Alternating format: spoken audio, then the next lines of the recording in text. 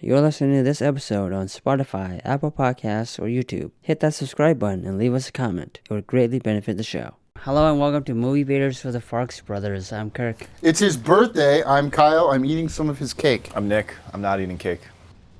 And we're joined by Bronson Talcott.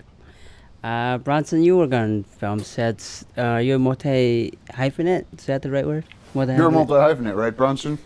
Yeah, I'm a producer and writer and also do a lot of wardrobe, costume design, just lots of things and everything besides acting. I don't act. When did you decide that? When I was in high school and I didn't like putting on costumes, but now I put people in costumes. Oh, yeah, you put other people in costumes. So great. That's funny. You don't like wearing costumes, so that's why you don't act? Yeah. That's interesting. But you like putting costumes on other people? Yes. Is there something there? I'm sure there's lots there. I'll talk about it in my session next week. That'd be great. You're such a character, though. You would probably be very funny as a performer. Well, I'm funny in real life, too. No, that's what I mean. Yeah. You're a big character. Yeah. When did you, and we're going to talk about producing and writing, but when did the putting clothes on people thing happen? Start. Yeah, I started that in high school and everything. I mean, I feel like with everyone else that does theater and film, I mean, you kind of get your experience in acting and the arts world in high school. If you don't, you can't do it. What? Correct? If you don't start in high school, quit. Don't try. Not possible. That's the message this week. Yeah. If you started in college, too late. Yeah. You're never going to make it in this town. In this town. Maybe St. Paul. Maybe. There's Twin Cities, so. Maybe. Des Moines.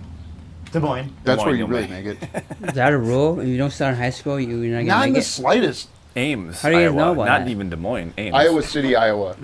Iowa City, Iowa. We looked that up on a map That's recently. a pivotal. Yeah. Oh, yeah? Where? Iowa City, it's along the border next to Minnesota. Oh, We have Are a you tight, from the Minnesota? I am from the Minnesota. Wait, what were you saying? We have a tight relationship with Iowa City because we chose it as a pivotal location in our screenplay we're writing, and that's why I think you're bringing up Wow. Iowa City because we know it because we googled it. Teasing it. Wow. Iowa City is Never at the seen the top of our day. minds. It's like here. If he's marketing, let him cook. Let him market. That's why I was surprised. I was saying, wow, Nick marketing. Let me We're- cook with a K, Kirk with a K. Yeah, right. Where did you go to high school? No, the first question is when did it start? He say started in high He said school? he was in high school. Yeah. Oh, Yeah, but you yeah. were going on from there, right? Yep. So I went to high school at Spring Lake Park High School, and then just was really interested in sewing and everything. So I started doing that, and then I was going to go to UW Stout, but unfortunately just life things happen.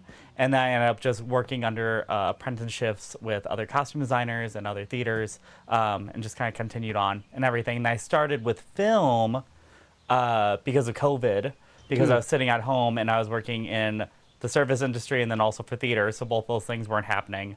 And still some short films were still happening and everything, and that's actually where I met Kirk on my first film that I ever did ever, which was called Valanore. And so that's where I met Kirk. When was that, 2020, 21? Yeah, it's the summer of 2020, I believe, right? Yeah, yep. Yeah. And then that's where I met like Krista Rose and, you know, all those fun people. So just kind of continued on from there. And isn't Dana Gilbertson on that one? So we started, so there's the original film, but then all of us who were like the main cast and myself who did the costumes for it, we really loved like the story and loved the twist at the end and everything, wanted to branch out to it. So then that's why we're starting the series and everything. Dana Gilbertson was our director for the proof of concept, and now Luke Oling Junk, he is now the director for the rest of the series and everything, which we'll start filming very soon, which is very exciting. That guy was a previous guest on this show. Actually, they both were. Luke Yes. and Dana. Mm-hmm. Well, that depends if my episode comes out before or after. Right. That's you a get good pushed point. again. We could keep pushing Luke. I'm Yeah. sorry, Luke, that we pushed you. By this point, hopefully that episode has come out. We love you, Luke. Yeah. Did you know about Hidden Falls?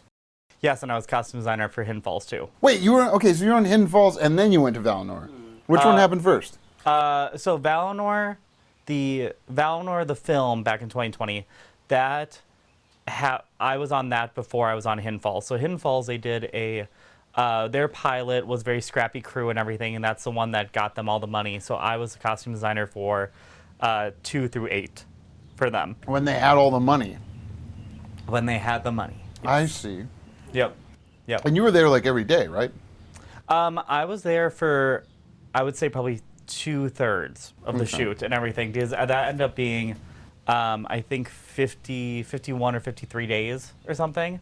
Originally it was supposed to be 30, but unfortunately low budget, no budget films. You just need more time, less people, not a lot of people and everything, and so just time got away from them, and there was just a huge scale and everything, and so we definitely got a lot accomplished and everything, and that's actually where I met.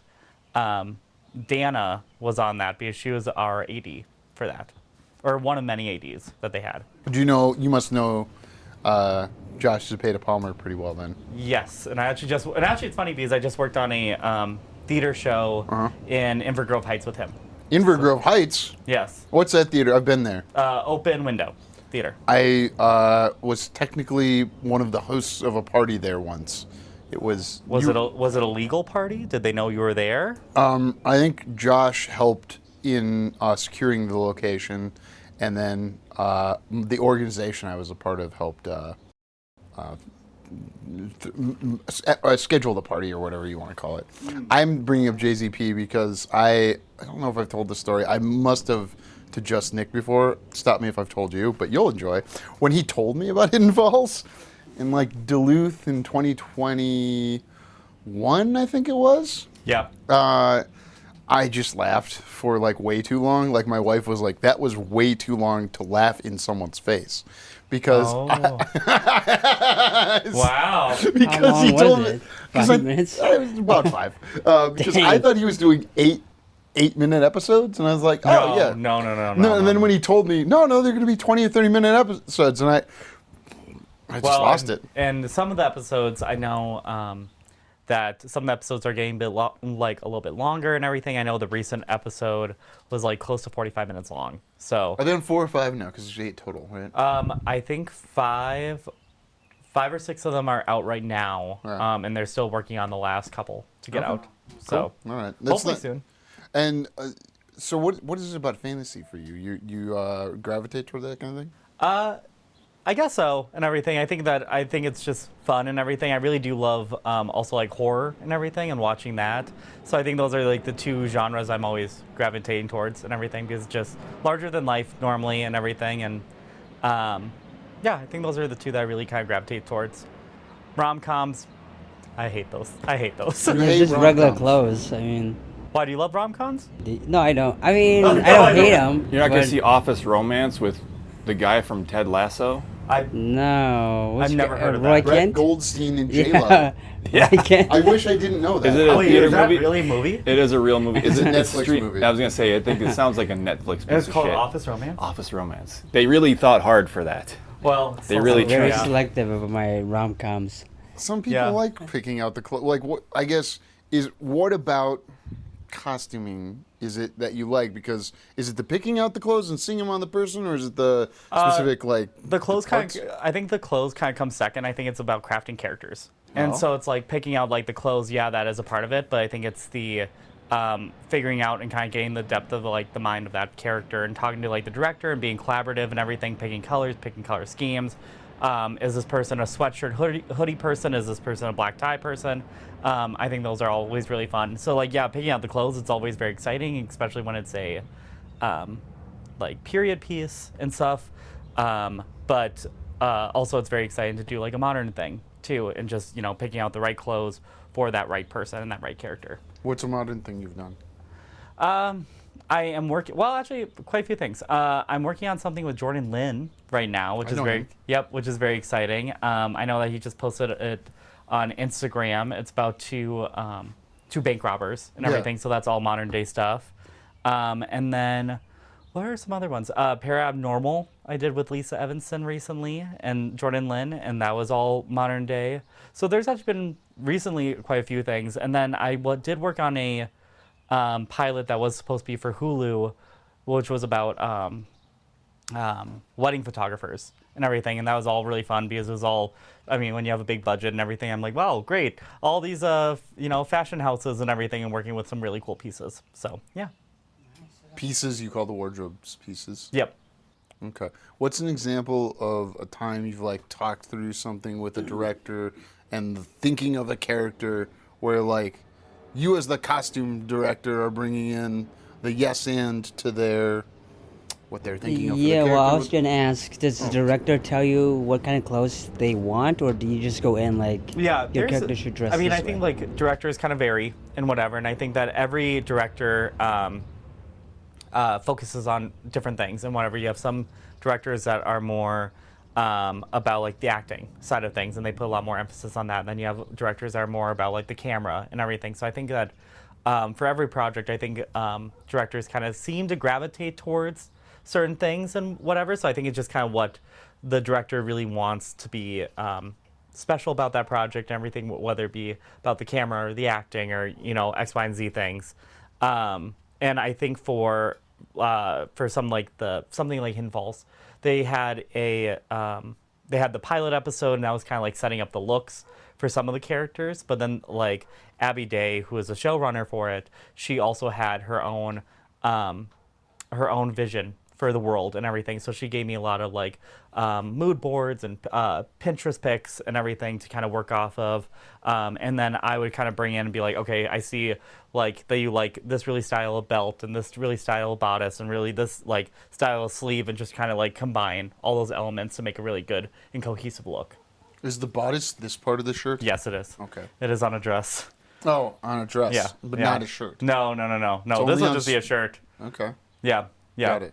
Yep. But bodice is like the main body of a dress. So can you talk us through a recent like character you've thought through, maybe something that's already out, or I can pivot if you don't like that question. I think let's pivot because I can't really think of it. Okay. No. How often are you like sourcing from the actor, like from people's own stuff, like their own clothes? Very minimal because What? I have my own costume stock, so I really kind of pull from there first, and then just, you know, if there's something like specific or like sometimes like shoes and everything, like, hey, dude, bring your own black dress shoes. But very rarely do I source out people's closets. Oh, so you have a bunch of clothes then in your repertoire? Bunch of clothes. Yeah, it's a large place. But yeah, from lots of time periods. So medieval, Renaissance to 1920s to 50s to Victorian to Edwardian to and Edwardian? then Edwardian. It's like 1912. So like Titanic, because Prince Edward, I think, Sure. is why it's called that. Yeah. And then do you have like a bunch of different sizes of the same, Oh. like here's the exact, I mean, just Sometimes, Or- or okay. something similar and some- everything. Oh, okay, Yeah. so, okay, this is in a size, whatever, Yeah. but this person needs small, you have something maybe not identical, but similar Yes. to Yep. the thing. Okay. Yep, and we Wow. do that a lot for like extras and everything. Usually I keep a lot of like just a wide range of sizes and everything, because like as much as I would love to claim that I get extra sizes really soon and everything, it's usually like you get your extras list like the day of, and they're like, yep, and my mom's coming in and whatever, and it's like, well, I need to figure out something that will fit your mom, I guess. There you are. But usually all works out. Can you give an example of that where you had to like source things to make extras? Without, I guess getting into like too many specific examples. Yeah. I think like people use like their crew a lot to be extras, of like, hey, random PA, you're gonna be sitting in the back and everything, sitting on like sipping on some coffee or something. And for a lot of like period pieces, like they use their PAs as also extras because like people kind of know them and everything. So there's been plenty of times where sometimes even the AC is still like, you know, the monitor's over there and they're sitting in this Victorian deal and trying to still do Focus pulling? yeah, focus pulling. So I've seen it all done and everything, but yeah, that's usually why for just any set, I usually try to keep a couple things handy, extra. How did you come to have access to this large stock, as you put it, of pieces? A lot of donations, just a lot of people just, I have one friend who donated a whole bunch of cool 1970s fur coats and some dresses and everything and shoes. And I said, wow, this is great. And he's like, yeah, my great aunt was a hooker and she just died.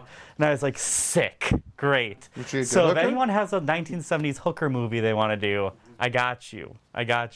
I mean, other women can wear fur coats, I'm sure, other than hookers. No, just Did because of what only the hookers wore spirits... them in 1970 or 70s? What'd you say? What year was it? 1970s? Yeah, I mean, I don't know, American Hustle type. So, yeah, I mean, these are very glamorous fur coats. Very trashy. They're great. They're awesome. One day. So is she an upscale, I believe the term You want to is get into the sex worker? specifics? I don't know. Like, that's what I'm interested in. I had to bring it up for Kyle. Thank you. Wait, Yeah. but where do you store all these things? In your garage? In your... I have a couple of different warehouses. Why So- do you have warehouses? For my job. Okay, so you For have... my job, so I can have like so I could store dead bodies. I don't know, Kyle. Wait, so you rent a couple of warehouses to Wait, store can clothes I in? can I sublease for my dead bodies? Yeah. Okay, because I got Yeah. I got a townhouse and I don't have a fucking enough room. So. I don't have enough rooms. And the HOA is a fucking nightmare. So. Yeah, because I complain about the smell. Yeah, exactly. Yeah. But yeah, no, I mean, just in warehouses and just keeping it and everything, try to keep it all organized.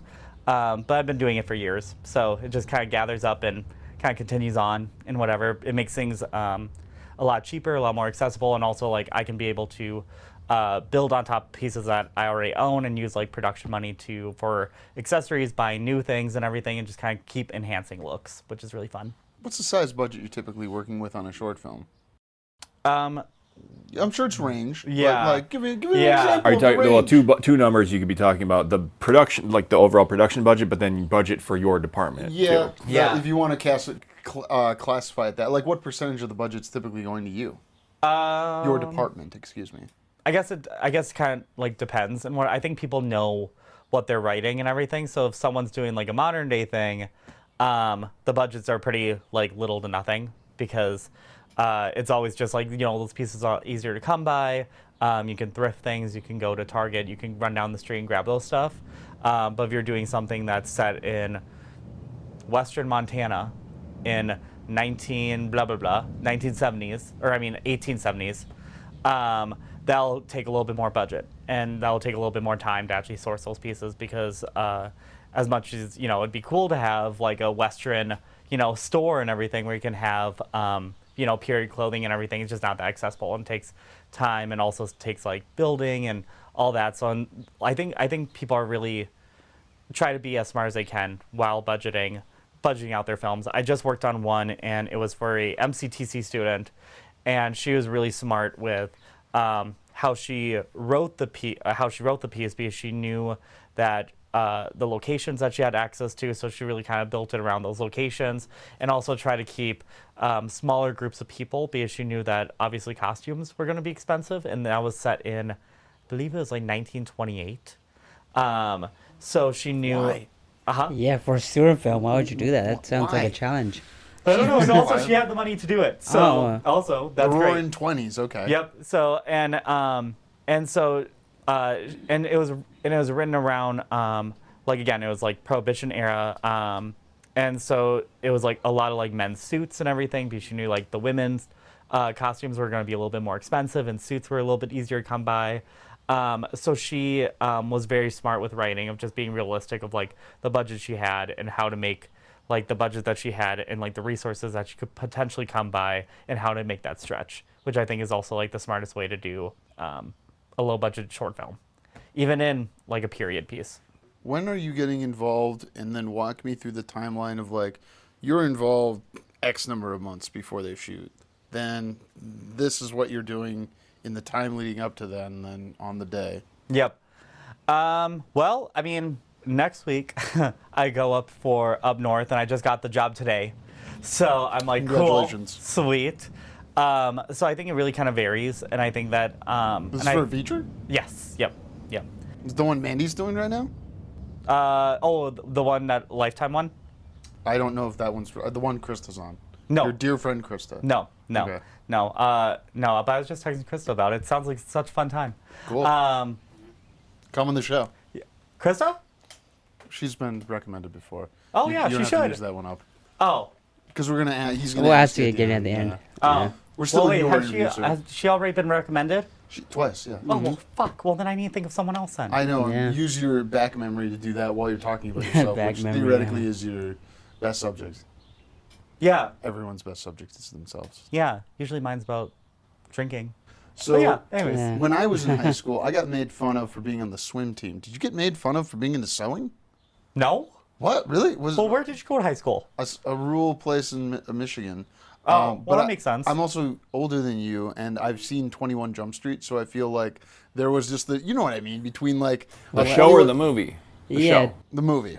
Okay. The movie 21 Jump Street came out in 2011, and it kind of goes, hey, what was cool in 2005, not cool in 2011. I see what you're referencing. You're referencing okay. the past portion, because that movie's not that old. So I'm like, why are you referencing Because it? it shows the very specific switch in our culture where you would not make fun of somebody for sewing, but when you and I were in high school, you would make fun of somebody for being in the wrong sport. You know, I wouldn't, guess, but like that was Sure, Kyle. cultural. Why did they make fun of you for swimming? Why? I guess I made fun of people for not having prospects beyond sports in certain circumstances to like kind of go like, okay, well they're And you wear a Speedo, which is kind of weird. Yeah, right. yeah, I wore a jammer. Is that a different Speedo or where's the jam? Don't you know, Mr. Costume Designer? I don't know that far. Well, I know things, but I guess I haven't done a swim piece yet until. Someday you might be that Sorry, lucky. call up. Yeah. Well, I'm not ready Speedo, to yeah. swimming. Yeah. But, you know, Speedo's here, jammer goes to here. Oh, okay, got it. So, Got it. I mean, it still has the effect of girls in your high school know what you're packing. And that's why you're made fun of. Yeah, that's Which what is the matters, whole point, yeah. right? No, Which no, is no, which I is was the whole not made point. fun of for that. Which is the whole point. Like okay. you either got to join swim team or wrestling so that you can like surreptitiously show all the girls like, hey, look how big my junk Hey, I is. know what I'm doing. Look at my cock. Did you God, play any what's your deal with dicks? Even in the group chat. TikTok? Tell everyone about my obsession with dicks in the group chat. Well, I don't know. We're There's a lot of obsessed. weird things going on. Yeah. Also, Kyle said full nudity at 8:20, so I need yeah, to leave. I need to leave, but I need to leave at 8:15. 8 minutes and 20 minutes into the movie you picked, I was like, No, so how I Full read nudity. it, what he puts is full nudity 8:20, and I'm sitting there and I'm going like, oh my god, I don't even know what show this is and everything. It's so hot like, in here. Like, is it? Well, and then I start sitting there and I'm like, I don't even know what the show is called. What am I even doing here? movie baiters. That made it worse. Good. Ew. I'm glad that high school was a positive experience. Did you play sports in addition to doing theater? No, but I managed sports. You were a sports team manager? Yeah, and it was fun. It was good. I'm sure. Yeah, so it was great, and I mean, I had a great time in high school. So, yeah, nothing happened to me. So, I'm happy to hear these things. yeah, yeah. And now your full-time job is as a costumer, it sounds Yes. like. Yep. So, been doing it for almost 10 years now. 10 So, years? Yep. So, 1099, full, doing the taxes that way, huh?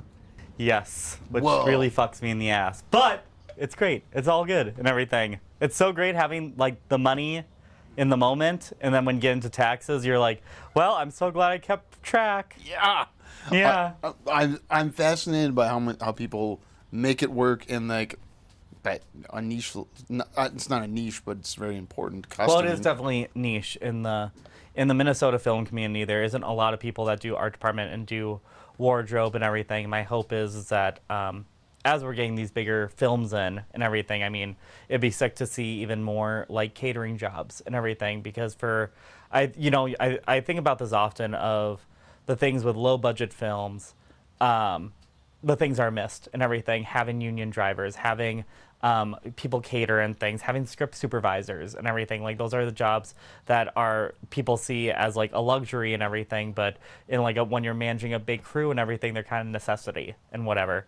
It's usually the producer that's picking up fucking Jimmy John's for every single set. Yeah, it's a lot of Jimmy John's. It's a I don't lot know of Jimmy anything John's. about that. We've never run a set like that. What? I have Have Jimmy we? John's points. I don't care. I love Jimmy John's. I actually get excited for I the hate Jimmy John Wait, you get excited about Jimmy John's? on set. Yeah, because I don't really have it other than that. I used to get it after the gym more often, but to be honest, I'm more of like a Jersey Mike's kind of guy. I get it like Jersey Mike's is so good. once every 3 months. It gives me diarrhea, and then I'm like, no. Jimmy John's? Yes. Is it the bread, you think? Well, it makes me feel. It doesn't give me. It Well, wait, makes me how feel like often do I'm you gonna have diarrhea. I don't, but that's like the diarrhea is the catharsis. So you have the feeling of like you're gonna have diarrhea, and then you don't, and then you're just left hanging with like it's like blue balls, but with your digestive system. This guy got into an oral GLP-1, and then it's like that thing makes Whoa, you okay. like a goose. And Well, so- yeah, but it also not only that, it makes you feel like you got kicked by like a fucking buffalo in your gut. That's what. Have you been kicked by a buffalo in the gut? That's what I There- imagine it feels like, and I don't like it. I'm like, I'm not gonna take it anymore. Shred. Like I'll just not an endorsement for Shred. no, because it makes you feel like you got kicked Kirk, do by you a enjoy steer. getting diarrhea? No, who does? Verbal diarrhea every now and again. What's your like wave a magic wand? This is a terrible sales question, but people ask it. Wave a magic wand. What do you want to be? World peace. Lame. And not going to happen. Not good for business. What do you want your Fair. role to be like? Do you want to be April a writer, 14th. a writer producer, Oh. and a costumer, or do you want to be a writer producer and then you oversee costumes? Does it make sense? Yeah. I like being a lot more hands-on with any process that I'm involved with and everything. I mean, Kirk, you've seen me produce. I'm running all over the place and everything, trying to help people and get things done and everything. Because also with low-budget films, I mean, you kind of have to be and everything. And when you're producing and just know a little bit about every area and how to help and how to actually be like beneficial to that person. And so overseeing things, I was like, yeah, it'd be nice to just sit in my chair and point and whatever, but that will just never be who I want to be, even when it comes to costumes and everything, because I think one of my first union gigs I ever did was on a film set, and they're like, yep, you just sit here and you just tell the interns what to do and everything. And I said, well, that's kind of boring and everything. I want to be like more hands-on and everything. So I definitely was a lot more hands-on, which you're not really supposed to be when you're a union. You have to obviously respect the different lanes of everyone's job and everything. And yeah, I just never could do that. Just like being hands-on and continue on and be beneficial and help. I was gonna make a joke that you definitely have to keep your hands off the interns, but obviously All right. you know that. So would it be Thanks, like Kyle. with Valanore, you're trying to make another series? Like you're making more than just one installment going forward? Yep. This thing So you're yeah, filming? the dream would be doing a series, and right now the plan is season 1 is going to be 8 episodes. So you're shooting 8 episodes. 20 We're minutes long? shooting for this year. We're just going to start off with like the pilot. We have a couple like people that are stepping into different roles and everything that we would love to just kind of have this be a like proof of concept. not a proof of concept, but it will be a part of the series. But just start with like something like a little bit of a sliver and everything, and then kind of move on with the rest in June 2027. And luckily, how we kind of have it written, that works out really beautifully and very perfect. But yeah, I think just like people stepping into like different roles and just being at a grander scale, we're very much inspired by like 80s fantasy films, so like Labyrinth and Dark Crystal and everything, where this time around we're very excited to also be like building sets and just take it at a larger scale, and we just want to be able to have like the time and do it justice and do it right. So hence why we have a little bit longer of a process. Have you seen Ridley Scott's starring Tom Cruise Legend? Yes. Tim Curry. Oh Yes. yeah, What I are your remember thoughts that. on that movie? I think it's good. I like it. I enjoy it. The costumes are gorgeous. He shot it all in like on stages and whatever, Yep. and that like a lot of those have been shot outside, but no, he was inside, and I showed it to my 3-year-old because I thought it would be funny. Yeah. She was like oddly into it because of the unicorns and then obviously the devil of Tim Curry. Have you seen Yep. this movie? I haven't seen the movie. I've seen pictures of Tim Curry as the devil. Yeah. Yeah. This is before TC got his teeth fixed. So it's like TC? Who's TC? Tom Cruise. That's what cool people Oh. call him. Oh, That's a cool. what was wrong with his teeth before? They're all Cool, crooked. yes. Oh, I didn't. You haven't seen Tom Cruise's crooked teeth? No, he's You not. haven't seen Ridley Scott's Legend from 1982? But I've seen Risky Business, and I never noticed his teeth. You sure it wasn't just for that one movie?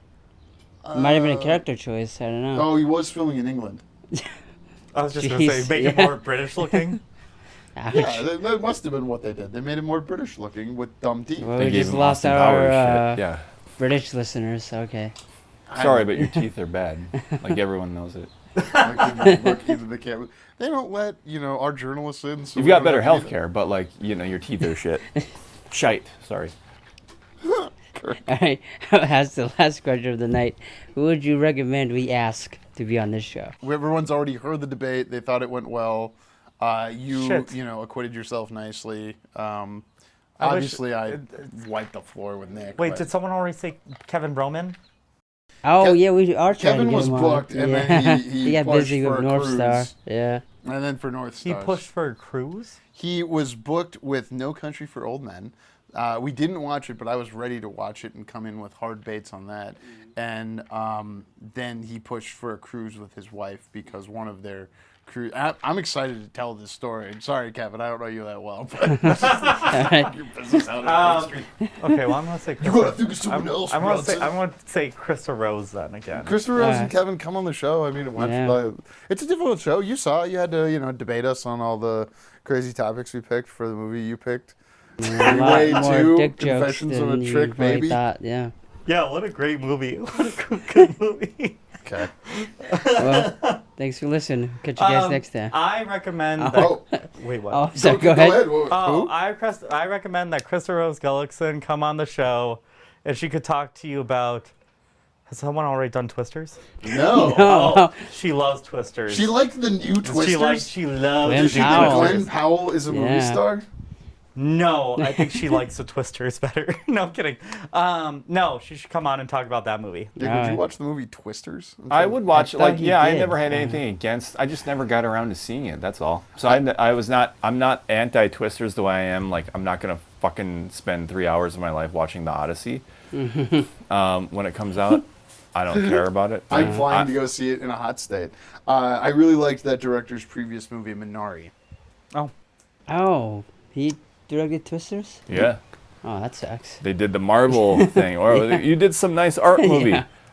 Direct a big studio movie with a lot of CGI. No, because I'll make the argument since we're here and we should have ended the episode, but I don't care. Minari is about kind of flat spaces in the United States and seeing the beauty and possibility of the middle part of America. And so someone could take that vision and apply it to Twisters in a way that was fine. Yeah, no, I don't make the connection. Well, at all. I get someone Alright. to come do Minari, obviously. What's the connection between Nomadland and Eternals then? Oh, yeah, the the director? desolation of society. Oh, really? Yeah. Not the shitting in a bucket part. Well, Did that any of the too. Eternals shit in a bucket in that movie? I think they both shit in a bucket. Oh, everyone of shits in a bucket in Eternals. Okay. Are you cutting? Yeah, he's got it. All right. All right. Thank you for listening. For more JK Productions, find us on Instagram at JK Productions Team and on Facebook, JK Productions MN.